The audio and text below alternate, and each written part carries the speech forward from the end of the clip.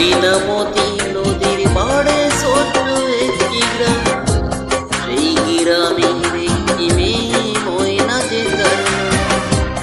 দুরন্ত সেই দুষ্টু মেয়ে থাকতো না যে ঘরে, সারাটি গ্রামে তাই সেজে রাখতো পাখি করে। পাশের গায়ের একটি ছেলে, নাম ছিল তার মতি। ময়না ছিল সেই ছেলেটির একমাত্র সাথী। সারা গায়ের চোখের মনি ছিল ময়নামতি।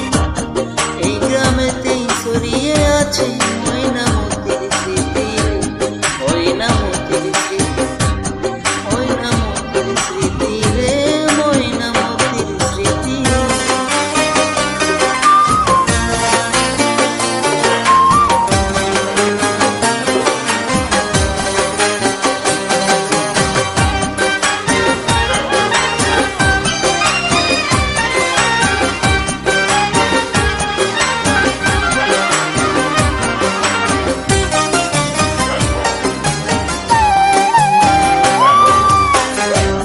ময়নামতি একই সাথে পড়তো একই স্কুলে, ময়নারে পার করতো মতি দেখলে নদীর কূলে।